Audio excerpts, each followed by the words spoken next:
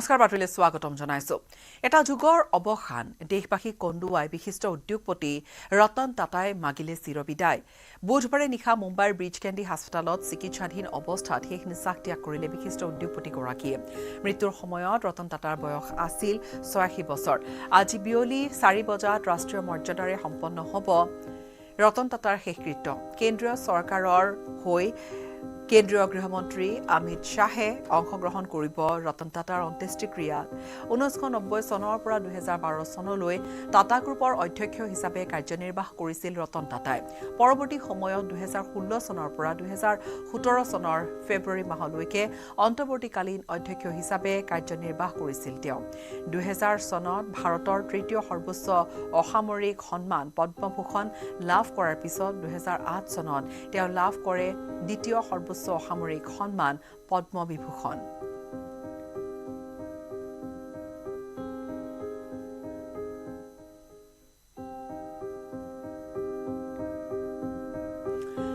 ভাৰতৰ উদ্যোগ জগতৰ মহিৰুহ এগৰাকীক দেশে হেৰুৱালে এগৰাকী মহিৰু উদ্যোগ জগতৰ কেৱল তেওঁ যে উদ্যোগপতি আছিল তেনেকুৱা নহয় তেওঁ নিজৰ উদ্যোগৰ টাটা গ্ৰুপৰ তেওঁ দপদপে উন্নয়ন কৰোৱাইছিলে বা উন্নয়ন বিভিন্ন ক্ষেত্ৰত তেওঁ সাধিবলৈ সক্ষম হৈছিল মহিৰু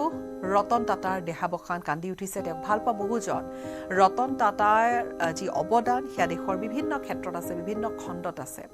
সজুলি পাতিৰ পৰা আৰম্ভ কৰি দামী গাড়ীলৈকে ডাঙৰ উদ্যোগলৈকে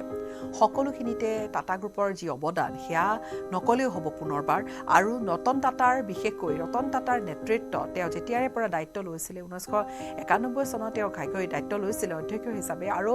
সেই তেতিয়াৰে পৰা 2012 লৈকে এই সুদীৰ্ঘ কালছোৱা তেওঁৰ অধীনত টাটা গ্ৰুপে যথেষ্ট উন্নয়ন সাধিবলৈ সক্ষম হৈছিল ৰতন টাটা এগৰাকী মহিৰু উদ্যোগ জগতৰ এগৰাকী কিংবদন্তি হৈ পৰিছিল জীৱিত অৱস্থাতে প্ৰকৃত নাম ৰতন নৱল টাটা 1937 চনৰ 28 ডিচেম্বৰত ৰতন টাটাৰ জন্ম হৈছিল এটা পাৰ্চী পৰিয়ালত তেতিয়াৰ বম্বেত জন্ম হৈছিল পাৰ্চী ধৰ্মাৱলম্বী আছিল ৰতন টাটাৰ পূৰ্বপুৰুষ ৰতন টাটাৰ পিতৃৰ নাম নৱল টাটা ৰতন টাটাৰ 10 বছৰ বয়সতে পিতৃ-মাতৃৰ বিবাহ বিচ্ছেদ ঘটিছিল 1948 চনত নভাজ স্পাই টাটাৰ তুলি লৈছিল ৰতন টাটাক বম্বেৰ কেম্পিয়ন স্কুলত আৰম্ভ হৈছিল ৰতন টাটাৰ শিক্ষা জীৱন নিউয়ৰ্কৰ কৰ্ণহিল বিশ্ববিদ্যালয়ত তেওঁ আৰ্কিটেক্সাৰৰ স্নাতক 2008ত কৰ্ণহিল বিশ্ববিদ্যালয়ত তেওঁ $5 কোটি অনুদান আগবঢ়াইছিল 1970 চনত টাটা গ্ৰুপৰ মেনেজেৰিয়েল পদলৈ আহিছিল ৰতন টাটা JRD টাটাই নিজৰ স্থলাভিষিক্ত কৰিছিল ৰতন টাটাক টাটা সঞ্চৰ অধ্যক্ষ পদতো অধিষ্ঠিত হৈছিল ৰতন টাটা টাটা গ্ৰুপৰ মুৰব্বীৰ পদত আছিল ৰতন টাটা আৰু 1991 পৰা 2012 চনলৈকে টাটা গ্ৰুপৰ নেতৃত্বত আছিল ৰতন টাটা 2016 চনত চাইৰাছ মিস্ত্ৰীৰ হাতত অৰ্পণ কৰিছিল টাটা গ্ৰুপৰ দায়িত্ব চাইৰাছ মিস্ত্ৰীৰ অকাল মৃত্যুৰ পিছত পুনৰ দায়িত্ব লৈছিল ৰতন টাটাই 2016 পৰা 2017 লৈকে পুনৰ ৰতন টাটা গ্ৰুপক নেতৃত্ব দিছিল বৰ্তমান টাটা গ্ৰুপৰ নেতৃত্বত আছে নটৰাজন চন্দ্ৰশেখৰন ৰতন টাটাৰ 21 বছৰীয়া নেতৃত্বত শিখৰত উপনীত হৈছিল টাটা গ্ৰুপ ৰতন টাটাৰ নেতৃত্বত 40 গুণ বাঢ়িছিল টাটা গ্ৰুপৰ মূলধন আৰু ৰতন টাটাৰ নেতৃত্বত টাটা গ্ৰুপৰ লাভাংশ বৃদ্ধি পাইছিল 50 গুণ অৰ্থাৎ ৰতন টাটাই যেতিয়াৰে পৰা দায়িত্ব লৈছিল একেবাৰে শীৰ্ষত 40 গুণ বাঢ়িছিল টাটা গ্ৰুপৰ মূলধন আৰু টাটা গ্ৰুপৰ লাভাংশ বৃদ্ধি পাইছিল 50 গুণ দুচকীয়া বাহনৰ দামত চাৰিচকীয়া গাড়ীৰ সপোন দেখিছিল ৰতন টাটাই সেই সপোন বাস্তৱত ৰূপায়িত কৰিছিল টাটা নেনৰ অভিলাষী এটা প্ৰকল্পৰ পৰিকল্পনা ৰতন টাটাৰে ভাৰতত ইলেক্ট্ৰিক গাড়ীৰ প্ৰথম প্ৰচলন ঘটিছিল ৰতন টাটাৰ নেতৃত্বত 75 বছৰ বয়সত টাটা গ্ৰুপৰ প্ৰশাসনিক দায়িত্বৰ পৰা আঁতৰিছিল ৰতন টাটা 2012 টাটা গ্ৰুপৰ মুৰব্বী হৈছিল ৰতন টাটাৰ আত্মীয় চাইৰাছ মিস্ত্ৰী ভাৰতৰ বিভিন্ন প্ৰতিষ্ঠানত বিনিয়োগ ৰতন টাটাৰ আছে তেওঁ যিহেতু 2012 চনলৈকে দায়িত্বত আছিল চেয়াৰপাৰ্চন হিচাপে অধ্যক্ষ হিচাপে তাৰ পিছৰ সময়ছোৱাখিনিতো ৰতন টাটা ট্ৰাষ্টেই কওক বা আন বিভিন্ন ক্ষেত্ৰত যিহেতু তেওঁ জড়িত হৈ আছে তেওঁ সেই ধৰণে দাতব্য অনুষ্ঠানৰ পৰা আৰম্ভ কৰি বিভিন্ন দান বৰঙণিৰে তেওঁ এক প্ৰকাৰ জীৱন্ত কিংবদন্তীত পৰিণত হৈছিল আৰু তেওঁ সেই কিংবদন্তি স্বৰূপ এজন উদ্যোগপতিক আজি সকলোৱে সোঁৱৰিছে ভাৰতৰ বিভিন্ন প্ৰতিষ্ঠানত টাটাৰ বিনিয়োগ আছে আৰু ৰতন টাটাৰ বিয়োগে আচলতে সকলোকে ম্ৰিয়মান কৰিছে শোকত ই-কমাৰ্চ ছাইট স্নেপডিলত বিনিয়োগ আছিল ৰতন টাটাৰ 2016 চনত টি-বক্স নামৰ কোম্পানীত বিনিয়োগ কৰিছিল ৰতন টাটাই cashkaro.comতো বিনিয়োগ কৰিছিল ৰতন টাটাই 2015 জাৰ্মিৰ অংশীদাৰিত্ব লৈছিল ৰতন টাটাই 2016 নেষ্টৱেত বিনিয়োগ কৰিছিল ৰতন টাটাই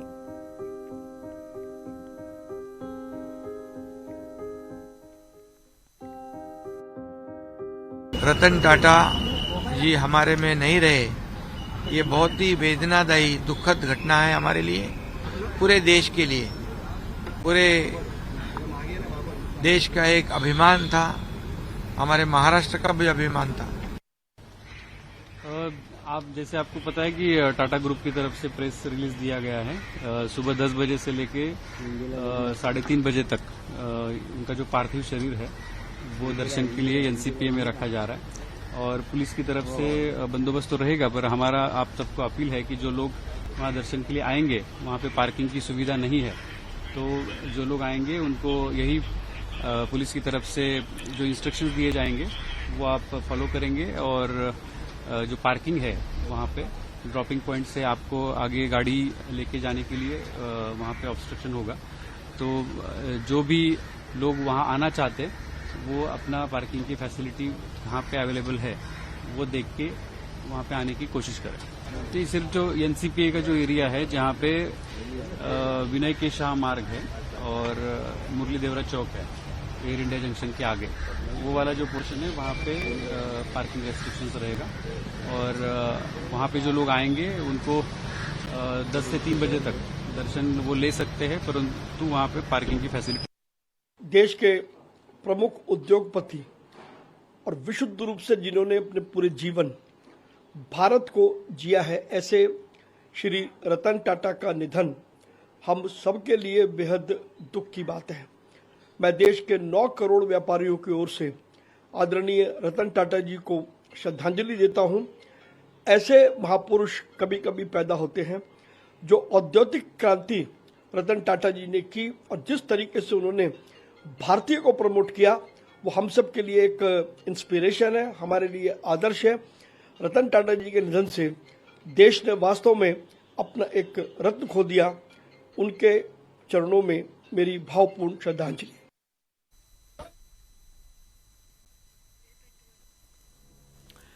আৰু ভাৰতৰ উদ্যোগ জগতৰ মহিৰু ৰতন টাটাৰ দেহাৱসানত গভীৰ শোক প্ৰকাশ কৰিছে প্ৰধানমন্ত্ৰী নৰেন্দ্ৰ মোদীয়ে এয়া তেওঁৰ পোষ্ট আমি দেখুৱাইছোঁ আৰু ৰতন টাটা কেৱল উদ্যোগ জগতৰ লোকসকলৰ বা টাটা গ্ৰুপৰেই যে ক্ষতি তেনেকুৱা নহয় ৰতন টাটাৰ বিয়োগ আচলতে বিভিন্ন খণ্ডত এটা বৃহৎ ক্ষতি হিচাপে পৰিগণিত হৈছে আৰু প্ৰধানমন্ত্ৰীগৰাকীৰ এই পোষ্ট আৰু টাটাৰ বিয়োগত শোক প্ৰকাশ কৰিছে মুখ্যমন্ত্ৰী ডক্টৰ হিমন্ত বিশ্ব শৰ্মাই সামাজিক মাধ্যম যোগে তেওঁ শোক প্ৰকাশ কৰিছে অসমৰ মানুহে এজন ডাঙৰ সুহৃদ হেৰুৱালে বুলি লিখিছে পোষ্টত আৰু টাটাই অসমৰ জনসাধাৰণৰ হৃদয়ত এটা বিশেষ স্থান দখল কৰিছে বুলি লিখিছে মুখ্যমন্ত্ৰীগৰাকীয়ে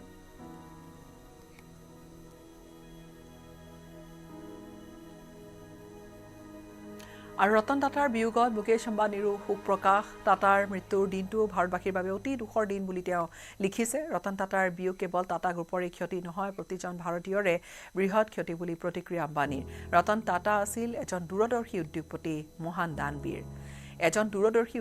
মহান দানবীৰ বুলি মুকেশ আম্বানীয়ে লিখিছে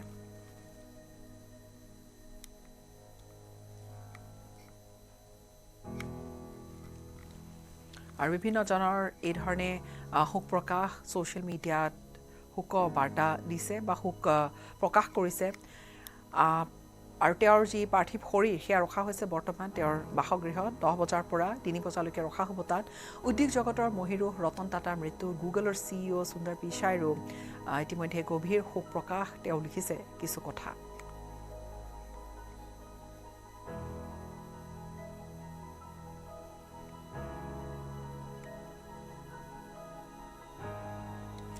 দুচকীয়া বাহনৰ দামত চাৰিচকীয়া গাড়ীৰ সপোন দেখুওৱা ৰতন টাটাৰ উদ্যোগতে টাটা নেনৰ এটা প্ৰকল্প আৰম্ভ হৈছিলে সেই পৰিকল্পনা ৰতন টাটাৰে আছিল যে চাৰিচকীয়া গাড়ী এখন দিয়া হ'ব জনসাধাৰণক দুচকীয়াৰ দামত টাটা নেনৰ অভিলাষী প্ৰকল্পৰ পৰিকল্পনা ৰতন টাটাৰ ভাৰতত ইলেক্ট্ৰিক গাড়ীৰ প্ৰথম প্ৰচলন হৈছিল ৰতন টাটাৰ নেতৃত্বত ৭৫ বছৰত টাটা গ্ৰুপৰ প্ৰশাসনিক দায়িত্বৰ পৰা আঁতৰিছিল ৰতন টাটা ২০১২ চনত টাটাৰ মুৰব্বী হৈছিল ৰতন টাটাৰ আত্মীয় চাইৰাছ মিস্ত্ৰী ভাৰতৰ বিভিন্ন প্ৰতিষ্ঠানত বিনিয়োগ আছিল ৰতন টাটাৰ ই-কমাৰ্চ ছাইট স্নেপডিলত বিনিয়োগ আছিল ৰতন টাটাৰ ২০১৬ চনত টি-বক্স নামৰ কোম্পানীত বিনিয়োগ কৰিছিল ৰতন টাটাই আৰু cashkaro.comতো বিনিয়োগ আছিল ৰতন টাটাৰ বা ২০১৫ চনত জাৰ্মিৰ অংশীদাৰিত্ব হৈছিল তাৰ পিছত ২০১৬ত নেষ্টাৱেত বিনিয়োগ কৰিছিলে ৰতন টাটাই এই ধৰণৰ বিভিন্ন বিনিয়োগ বিভিন্ন খণ্ডত আৰু ৰতন টাটাৰ উদ্যোগত ৰাজ্যত অসমৰ কথা যদি বিশেষকৈ কোৱা যায় ৰাজ্যত একাধিক কেন্সাৰ হাস্পতাল স্থাপন কৰা হৈছিল কেন্সাৰ হাস্পতালৰ বাবে ২০১৮ত চুক্তি কৰিছিল টাটা ট্ৰাষ্টে ২০২২ৰ ২৮ এপ্ৰিলত নৰেন্দ্ৰ মোদীয়ে মুকলি কৰিছিল হাস্পতাল ডিব্ৰুগড়ত মোদীয়ে মুকলি কৰিছিল ৬খন কেন্সাৰ হাস্পতাল একেদিনাই আধাৰশিলা স্থাপন কৰিছিল আন ৭খন হাস্পতালৰ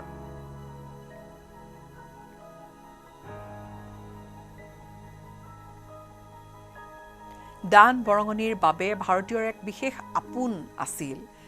ৰতন টাটাৰ কথা ৰতন টাটা সহজ সৰল এজন যেন ব্যক্তি এজন বিশিষ্ট উদ্যোগপতি এজন উদ্যোগ জগতৰ মহিৰো কিন্তু ইমান সহজ সৰল জীৱন তেওঁৰ আছিল সেইখিনিয়ে বহুতকে চুই গৈছিল বা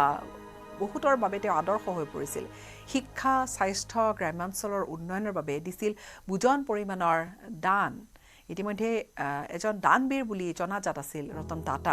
ৰতন টাটাৰ উদ্যোগতে গঢ়ি উঠিছিল জাগিৰদাৰ ছেমিকণ্ডাক্টৰ প্ৰকল্প যিয়ে অসমক উদ্যোগৰ মানচিত্ৰত নতুনকৈ এক বিশেষ ধৰণে প্ৰতিষ্ঠা কৰিব আৰু ইতিমধ্যে কৰিছে ২৭,০০০ কোটি টকাৰ প্ৰকল্পটোৱে সলনি কৰিব অসমৰ প্ৰেক্ষাপট প্ৰকল্পৰ বাবে অসমৰ ১৫০০ যুৱক যুৱতীক প্ৰশিক্ষণ দিছে টাটা গ্ৰুপে ৰতন টাটাৰ সপোনৰ প্ৰকল্পত নিয়োগ পাব হাজাৰ হাজাৰ আত্মীয়ই ২০২৫ চনত কাৰ্যক্ষম হৈ উঠিব এয়া টাটাৰ সপোনৰ প্ৰকল্পটি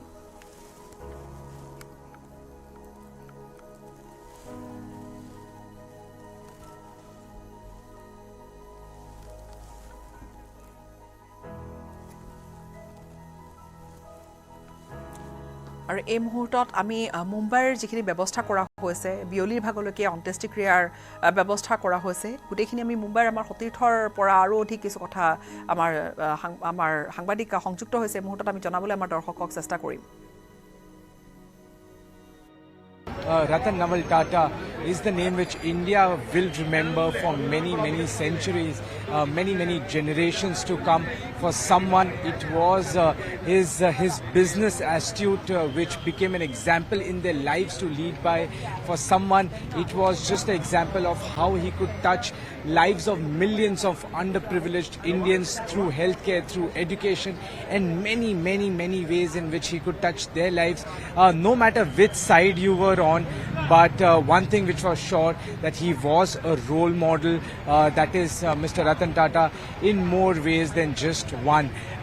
Of course, last night we were hit by this very unfortunate news of him passing away at the Breach Candy Hospital here in Mumbai. He was battling certain health issues. At the start of the week itself, we heard about him getting admitted to the hospital, but then some positive news followed after that, where there was a communication from Mr. Ratan Tata where he said that these are basic general health related checkups, age related health issues, and he is in high spirits and there's no concern. That is where the country took a lot of relief from, but just a couple of days after that we were hit by this unfortunate news of him not being amongst us. Today, of course, last night after the news, late the mortal remains were brought back to his residence here in Colaba. You can see behind me, that is the residence where Mr. Ratan Tata stayed, and the mortal remains were brought back here. Of course, there are very close family members, friends who are visiting the place at this point of time. And from here, in about an hour and a half, the mortal remains will be taken to NCPA, where you could possibly imagine every corporate leader, coming and paying his last respect to Mr. Ratan Tata at NCPA, and then final procession will begin from NCPA. But at this point of time, here at his residential building, close family members, friends coming over to pay his last respects, and then from here, in about an hour and a half, is when we move towards NCPA. তেওঁৰ নচৰ দেহ তাত শ্ৰদ্ধাঞ্জলি জ্ঞাপন কৰিবলৈ হয়তো বিভিন্নজনে যাব আৰু তাৰ বাবে ইতিমধ্যে আৰক্ষীয়ে কিছু বিশেষ ব্যৱস্থা কৰিছে অসমৰ সৈতে ৰতন টাটাৰ আছিল এটা নিবিড় সম্পৰ্ক যদি অসমৰ কথাখিনি কোৱা যায় টাটালৈ আগবঢ়োৱা হৈছে প্ৰথম সৰ্বোচ্চ অসামৰিক সন্মান অসমে আগবঢ়াইছে 2021ৰ অসম বৈভৱ বঁটা আগবঢ়োৱা হৈছিল ৰতন টাটাক মুম্বাইৰ বাসগৃহত গৈ আগবঢ়াইছিল অসম বৈভৱ বঁটা ৰতন টাটাক মুখ্যমন্ত্ৰী ডক্টৰ হিমন্ত বিশ্ব শৰ্মাই মুখ্যমন্ত্ৰীয়ে প্ৰদান কৰিছিল অসম বৈভৱ বঁটা তেওঁৰ ঘৰলৈ গৈ অসমৰ 34খন পলিটেকনিক গঢ়াৰ দায়িত্ব লৈছিল ৰতন টাটাই সেই দিশৰ পৰা অৰ্থাৎ শিক্ষা আৰু নিয়োগৰ সৃষ্টিৰ ক্ষেত্ৰত ৰতন টাটাৰ অসমত এটা অনবদ্য এটা বৰগনি আছে 34খন পলিটেকনিক গঢ়াৰ দায়িত্ব লৈছিল ৰতন টাটাই 43খন ITI উৎকৃষ্ট ৰূপত গঢ়ি তোলাৰো দায়িত্ব লৈছিল ৰতন টাটাই কাৰিকৰী শিক্ষাৰ বাবে অসমত 2390 কোটি টকা 2390 কোটি টকাৰ বিনিয়োগ কৰিছিল 2390 কোটি টকাৰ 87% বিনিয়োগ ৰতন টাটাৰ 2022ৰ 3 মেত অসম চৰকাৰৰ সৈতে চুক্তি হৈছিল ৰতন টাটাৰ প্ৰতি বছৰে 20000 নিবনুৱা সংস্থাপনৰ লক্ষ্য ৰতন টাটাৰ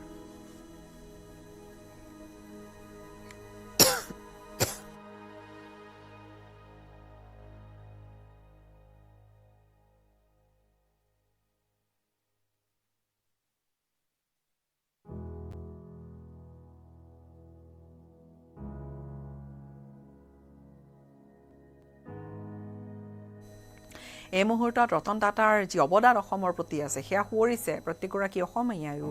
মুখ্যমন্ত্ৰীগৰাকীয়ে লিখিছে যে অসমে এজন ডাঙৰ সুহৃদ হেৰুৱালে ৰতন টাটাৰ আছে লিবিৰ সম্পৰ্ক সমগ্ৰ দেশৰ লগতে অসমৰ উদ্যোগ খণ্ডত অসমৰ উদ্যোগ শিক্ষা স্বাস্থ্য সেৱাকে ধৰি বিভিন্ন ক্ষেত্ৰলৈ আগবঢ়াই থৈছে এটা ডাঙৰ অৱদান এগৰাকী মহিৰুহে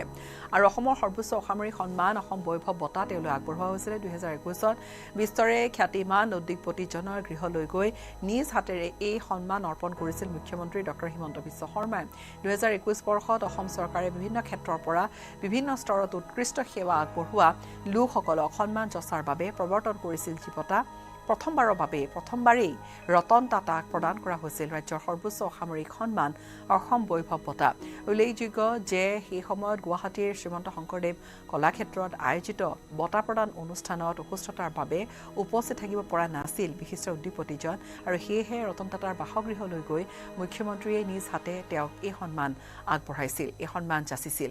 অসম বৈভৱ বঁটা তাত গ্ৰহণ কৰি আপ্লুত হৈ পৰা বিশিষ্ট উদ্যোগপতিজনে সেইদিনা অসমবাসীক জনাইছিল আন্তৰিক কৃতজ্ঞতা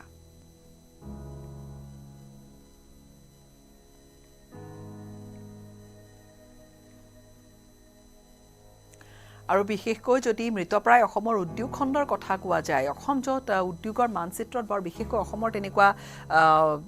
অসমক বিচাৰি পাবলৈ নাই সেই অসমক উদ্যোগ খণ্ডৰ মানচিত্ৰত ছেমি কণ্ডাক্টৰ প্ৰকল্পৰে বিশেষ ধৰণে প্ৰতিষ্ঠা কৰাৰ সেই উদ্যোগটো ৰতন টাটাৰ উদ্যোগতে হৈছিলে মৃতপ্ৰায় অসমৰ উদ্যোগক ৰতন টাটাই এক দি গ'ল এক মৃত সঞ্জীৱনী জাগিৰোডৰ ছেমি কণ্ডাক্টৰ প্ৰকল্পৰ জৰিয়তে খুলি গৈছে অপাৰ সম্ভাৱনাৰ দুৱাৰ ইয়াৰ পিছত উদ্যোগ খণ্ডত অসমে নিশ্চয়কৈ আৰু অধিক লাভ কৰিব উদ্যোগপাতি এই ধৰণৰ এটা আশা কৰা হৈছে আৰম্ভণি ৰতন টাটাৰ জৰিয়তে হৈছে এটা ছেমি কণ্ডাক্টৰ পৰ্যায়ৰ এটা প্ৰকল্পৰ জৰিয়তে 27000 কোটি টকীয়া প্ৰকল্প যি 2025ত মুকলি হ'বলৈ গৈ আছে উদ্যোগীকৰণৰ পৰিৱেশ নথকা বুলি সততে সমালোচনা হোৱা অসমত ৰতন টাটাৰ উদ্যোগতে বিনিয়োগ সম্ভৱ হ'ল 27000 কোটি টকাৰ বিশাল পুঁজিৰ ৰতন টাটাৰ সপোন এই প্ৰকল্প বাট মুকলি কৰিছে 30000 লোকৰ নিয়োগৰ আৰু ৰতন টাটাৰ উদ্যোগতে গঢ়ি উঠিছে জাগিৰোডৰ ছেমি কণ্ডাক্টৰ প্ৰকল্পৰ বাবে অসমৰ 1500 যুৱক যুৱতীক প্ৰশিক্ষণো দিছে ইতিমধ্যে ৰতন টাটা গ্ৰুপে আৰু ৰতন টাটাৰ সপোনৰ প্ৰকল্পত নিয়োগ পাব হাজাৰ হাজাৰ অসমীয়াই 2025 চনত কাৰ্যক্ষম হৈ উঠিব ৰতন টাটাৰ সপোনৰ এই ছেমি কণ্ডাক্টৰ প্ৰকল্পটো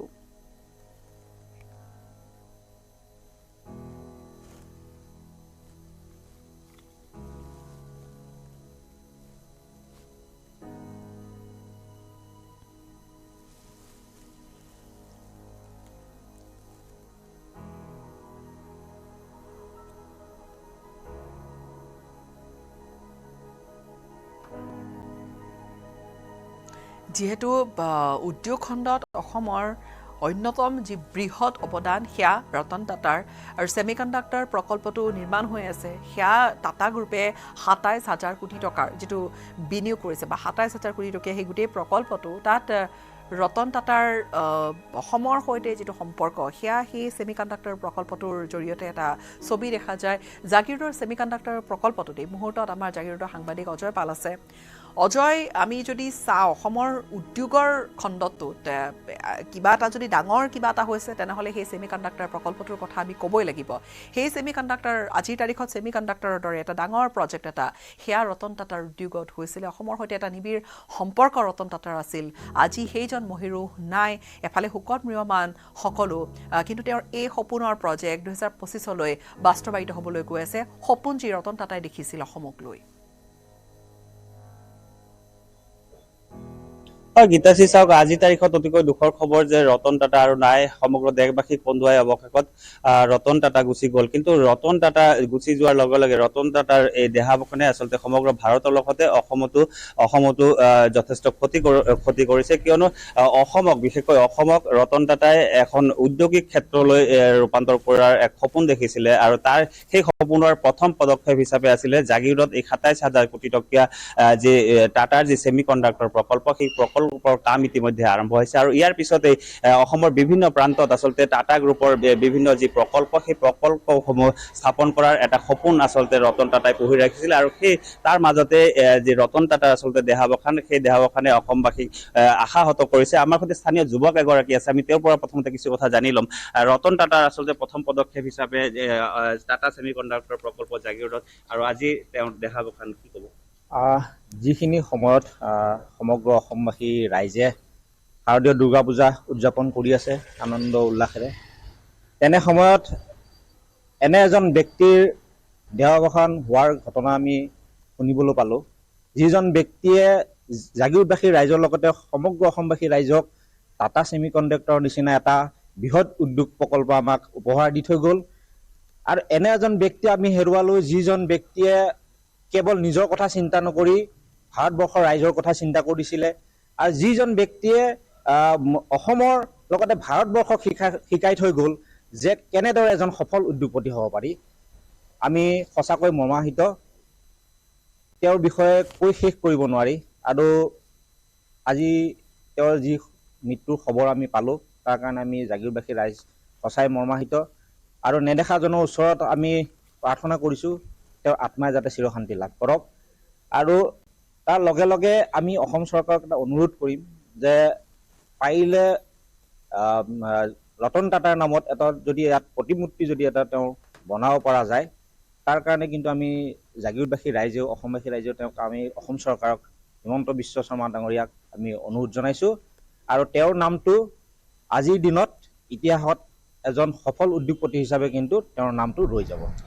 তেখেতৰ এটা সপোন আছিলে অসমখনক আচলতে উদ্যোগিক ক্ষেত্ৰলৈ পৰিণত কৰা এটা সপোন তেওঁ কিন্তু দেখিছিলে আৰু তাৰে প্ৰথম পদক্ষেপ হিচাপে আছিলে টাটা ছেমিকণ্ডাক্টৰ প্ৰকল্প আৰু ইয়াৰ পিছত হয়তো অসমৰ বিভিন্ন প্ৰান্তত আৰু টাটাৰ উদ্যোগ স্থাপন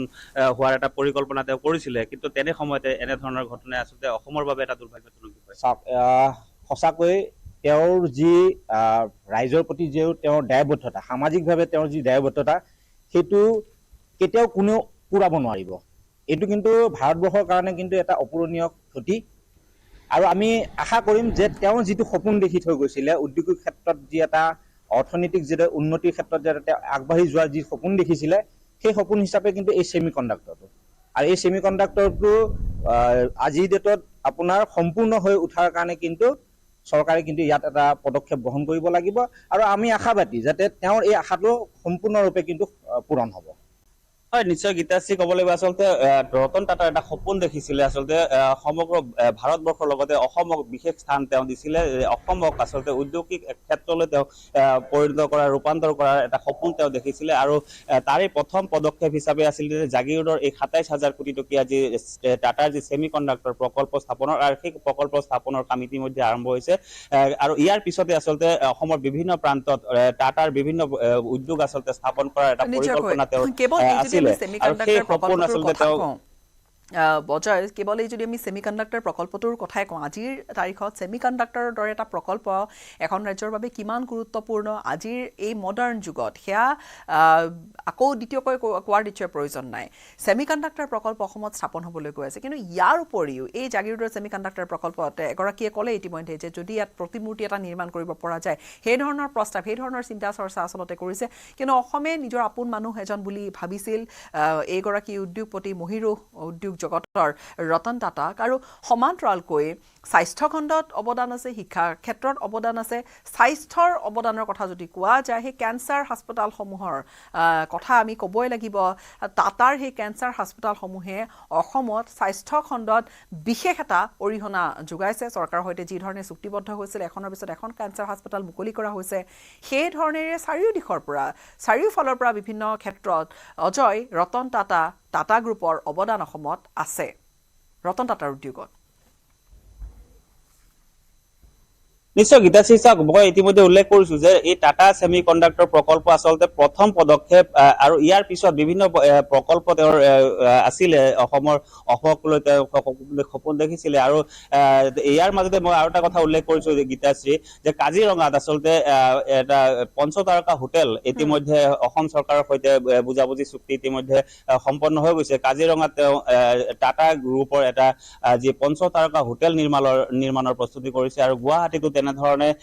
আৰু এখন হোটেল নিৰ্মাণৰ যোজা চলিছে বুলি আমি জানিব পাৰিছো। কিন্তু তেনেধৰণে আচলতে ক'ব লাগিব গীতাশ্ৰী, মই ইতিমধ্যে উল্লেখ কৰিছো যে এয়া হৈছে টাটা ছেমি কণ্ডাক্টৰৰ যি প্ৰকল্প, সেই প্ৰকল্প আচলতে প্ৰথম পদক্ষেপ। আৰু ইয়াৰ পিছত অসমৰ বিভিন্ন প্ৰান্তত বিভিন্ন স্থানত বিভিন্ন প্ৰকল্প আচলতে নিৰ্মাণৰ তেওঁ পৰিকল্পনা কৰিছিলে। আৰু সঁচা কথা ক'বলৈ গ'লে তেওঁ অসমক এখন উদ্যোগিক ক্ষেত্ৰ হিচাপে পৰিণত কৰাৰ এটা সপোন তেওঁ দেখিছিলে। কিন্তু তাৰ মাজতে আৰু স্বাস্থ্য বা শিক্ষা দীক্ষা তেনেকুৱা বিভিন্ন ক্ষেত্ৰত ৰতন টাটা এজন দানবীৰ বুলি জনা যায়। আৰু আমি এই মুহূৰ্তত বিদায় ল'ম আপোনাৰ পৰা অজয়, আমি পৰৱৰ্তী সময়ছোৱাত আকৌ যাম আপোনাৰ ওচৰলৈ, যিহেতু সেই প্ৰকল্পস্থলীটো দেখা গৈছে ৰতন টাটাৰ বিয়োগে শোকত ম্ৰিয়মান কৰি তুলিছে সকলোকে।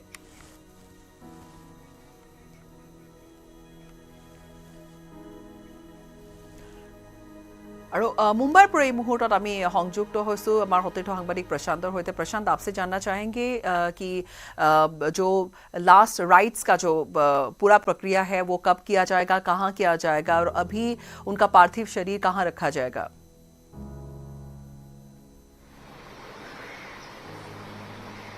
गीताश्री, आपको बता दें कि रतन टाटा एक 30 मिनट बाद नरीमन पॉइंट का NCPA करके एक जगह है, नेशनल कल्चरल सेंटर, जो रतन टाटा उन्होंने खुद बनाया था, वहीं पर उनका पार्थिव शरीर अंतिम दर्शन के लिए रखा जाएगा। और अभी इस वक्त रतन टाटा का सॉमरसेट हाउस में मेरा सहयोगी प्रवीण विजय से विनती करता हूं, आइए हम आपको दिखाते हैं गीताश्री। हम अभी है सावर सॉमरसेट हाउस, रतन टाटा का निवास स्थान, जहां पर अभी उनका पार्थिव है और उनके जो पूरे परिवार के परिवारजन है ये यहाँ पर सभी उपस्थित है। नोएल टाटा, नेविल टाटा, माया टाटा और लियो टाटा, मतलब ये टाटा परिवार के प्रमुख सदस्य जो है वो उनके साथ सभी अभी यहाँ पर सॉमरसेट हाउस है। ये कुलाबा का नेवी नगर करके एरिया है जहां पर रतन टाटा रहा करते थे। 3,800 करोड़ की संपत्ति जिनकी थी, लेकिन उनका मकान मात्र 3,500 स्क्वायर फीट का ये मकान उनका जो है ये नेवी नगर कुलाबा बे के पास है। और यहीं पर रतन टाटा यहाँ पर अभी तक रहते थे, यही उनका निवास स्थान है, इस वक्त भी यहीं पर है। कल रात को ब्रीच कैंडी हॉस्पिटल के बाद में उनके पार्थिव को यहीं लाया गया उनके घर में, और अभी आने वाले 20 मिनट के अंदर रतन टाटा का पार्थिव यहाँ से NCPA जो नरीमन पॉइंट समुद्र स्थित एक कल्चरल सेंटर है वहां पर रखा जाएगा दोपहर को 4 बजे तक। शाम को उसके बाद में वर्ली को रमाबाई अंबेडकर नगर के पास में जो पारसी अंत्य संस्कार की भूमि है वहीं पर उसको अंतिम अलविदा की जाएगी। और आप जानते हैं रतन टाटा अपने देश के द्वितीय क्रमांक के सर्वोच्च नागरिक पुरस्कार जिसको हम कहते हैं कि पद्म विभूषण, उससे उनको सम्मानित किया गया था। और रतन टाटा उनको पूरा गवर्नमेंट का जो महकमा है उसी के साथ उनको विदाई की जाएगी। केंद्र सरकार से काफी बड़ी मात्रा में बड़े VIPs यहाँ पर आने के इंडिकेशंस आ गए, काफी मिनिस्टर्स आ रहे, इंडस्ट्री उद्योग जगत के अपने देश के हर कोने से यहाँ पर लोग आ रहे हैं। आप जैसे कि हम जानते हैं ये मुंबई जो है ये अपने देश की आर्थिक राजधानी कही जाती जी। है। रतन टाटा का अपना योगदान सिर्फ इंडस्ट्री में नहीं था, तो उन्होंने कल्चर एक्टिविटीज के साथ में समाज के पिछड़े वर्गों को या अलग अलग लोगों को इकट्ठा करने के लिए भी बड़ा महत्वपूर्ण काम किया। अपने संपत्ति से 65% रकम जो उन्होंने सिर्फ सोशल काम के लिए टाटा फाउंडेशन के माध्यम से लोगों को दी थी। गीताश्री जी प्रशांत, और आपने बताया कि जब उनका अंत्येष्टि क्रिया किया जाएगा, जो लास्ट राइट्स का जो सारा है वो 4 बजे के बाद होगा, उसी के साथ और काफ़ी वीआईपीज या ऐसे पॉलिटिशियंस की मूवमेंट भी रहेगी, तो कैसे इंतजाम किया गया है पुलिस की तरफ से, प्रशासन की तरफ से, वो भी कुछ जानना चाहेंगे। गीताश्री, जैसे कि हम जानते हैं कि साउथ मुंबई यह परिसर जो है ये मुंबई का सबसे अहम एरिया माना जाता है, जहां पर बहुत सारी वीआईपी मूवमेंट्स लगातार होती रहती है, क्योंकि मंत्रालय से लेकर बहुत बड़े आला वहां पर केंद्र सरकार के और राज्य सरकार के वहां पर बड़े बड़े ऑफिसेस हैं। पुलिस साउथ मुंबई दक्षिण के माध्यम से नियर अबाउट करीबन उच्च स्तर के वरिष्ठ अधिकारी जो है वो airports, south Mumbai, Nariman point, Worli, ये जो पूरा एरिया है वो एरिया को पूरा ये करने के लिए डीसीपी ट्रैफिक के माध्यम से मतलब ट्रैफिक का पूरा ये किया हुआ है। और नरीमन पॉइंट का जो एरिया है वो नो व्हीकल जोन करके अभी पुलिस ने डिक्लेयर कर दिया है, क्योंकि वहां पर बड़ी मात्रा में लोग अंत्य दर्शन के लिए वहां पर आएंगे और वहां पर पब्लिक ट्रांसपोर्ट से ही उनको ले जाने की सुविधा वहां पर की गई है। खास करके नरीमन पॉइंट जो एरिया है मुंबई का, और उसी को लगकर जो भी एरिया है विधानसभा, आइनॉक्स और मरीन ड्राइव का जो एरिया, वहां से एनसीपी की तरफ जाने वाले जो रास्ते हैं वो नो व्हीकल जोन अभी गवर्नमेंट ने डिक्लेयर किया हुआ है। और उसी के साथ साथ पब्लिक ट्रांसपोर्ट का इंतजाम भी वहां पर किया हुआ है। पुलिस दल के, मुंबई पुलिस दल के बड़ी मात्रा में नियर अबाउट 400 से ज्यादा अधिकारी और कर्मचारी ये पूरी व्यवस्था में जुटे हुए हैं। प्रशांत, काफी वीआईपी मूवमेंट भी रहेगी, कौन कौन रहेंगे, कौन कौन भाग लेंगे, या फिर कौन लास्ट राइट से पहले उनको श्रद्धा निवेदन करने के लिए जाएंगे, कुछ ऐसा बता सकते हैं आप? निश्चित, जैसे कि हम जानते हैं कि रतन टाटा अपने देश के लिए जितने महत्वपूर्ण है उतने ही महाराष्ट्र के लिए, महाराष्ट्र के मुख्यमंत्री और डिप्टी चीफ मिनिस्टर के साथ में सभी मंत्रीगण रतन टाटा को अलविदा करने के लिए तो रहेंगे ही। उसी के साथ साथ केंद्र सरकार से अमित शाह जो केंद्रीय गृह मंत्री है वो भी मुंबई में रतन टाटा उनकी अंतिम विदाई के लिए यहाँ पर पहुंचते, यह भी जानकारी पहुंच चुकी है। नितिन गडकरी जो एक अहम मंत्री है केंद्र सरकार में, उसी के साथ साथ महाराष्ट्र के मूल है, वह भी आ रहे, यह भी एक जानकारी सामने आ रही है। उसी के साथ साथ काफी अलग अलग मतलब अपने देश के हर कोने से या देश के बाहर से भी, कुछ ब्रिटेन से भी कुछ यहाँ पर कुछ गेस्ट आ रहे, यह भी जानकारी मिल रही है। क्योंकि आप जानते हैं कि रतन टाटा सिर्फ पद्म विभूषण अपने देश के नहीं थे, order of British, order of Britain और ऑर्डर ऑफ ऑस्ट्रेलिया, ये वहां के उन देशों के सर्वोच्च नागरिक सम्मान से भी उनको गौरवाया गया था, सम्मानित किया गया था। काफी बड़ी मात्रा में वीआईपी मूवमेंट है, उसी के नाम जो है वो करीब करीब आने वाले कुछ समय के अंदर और सामने आएंगे, इतना निश्चित। गीताश्री जी प्रशांत, साथ ही में ये भी जानना चाहेंगे कि रतन टाटा जो बड़े एक दानवीर की तरह सभी जानते थे, पूरी देश में अभी एक शोक का माहौल है, रतन टाटा नहीं रहे, और हर एक क्षेत्र में, असम का सेमीकंडक्टर का बात करें तो हर एक क्षेत्र में रतन टाटा या फिर रतन टाटा के ट्रस्ट का या फिर टाटा ग्रुप का एक बड़ा योगदान है, नमक से लेके सॉफ्टवेयर तक। या फिर अगर हम बात करें तो जिन्होंने, वो वही व्यक्ति थे जिन्होंने 2 पहिए वाली एक व्हीकल का जो खर्चा है उसी में वो 4 पहिए वाली एक गाड़ी का वो सपना भारत को दिखाया था, वो वही जन थे। गीताश्री, रतन टाटा मतलब वो कहते हैं ना कि मतलब कि एक जीती जागती ऐसी मिसाल थी कि मतलब उनका कहना था, मतलब जीवन जितना सादगी भरा था उतने ही उनके विचार महान थे। वो उनका कहना ही ये था कि मतलब वो जैसे कि अलग अलग लोगों के साथ में खड़ा रह के वो बड़ा, जैसे आपने जिक्र किया था मतलब वो एक मोटरसाइकिल और कार का, वो नैनो, मतलब टाटा ने जो नैनो कार जो इन्वेस्टिगेट की थी, मतलब वैसे रतन टाटा कोई साइंटिस्ट तो थे नहीं, लेकिन उसके बावजूद भी दुनिया में उनका नाम टाटा नैनो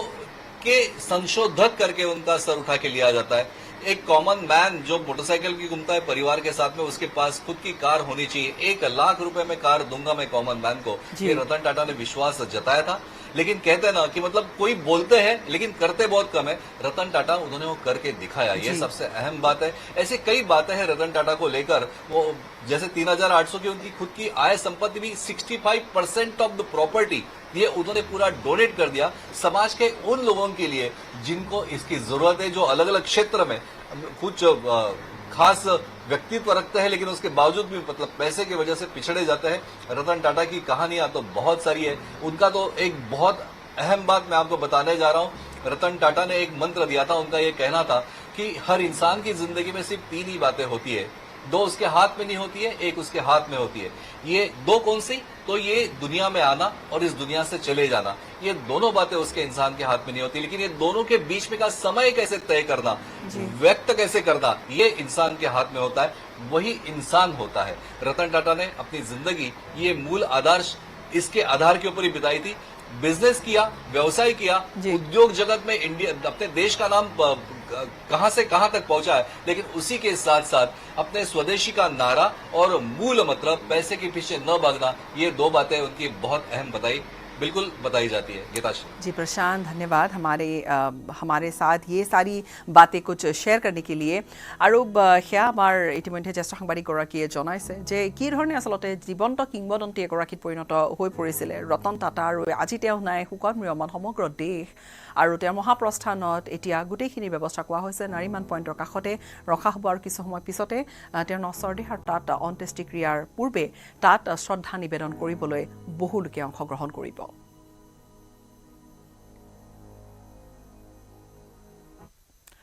সময় বিৰতি এটাৰ এইখিনিতে।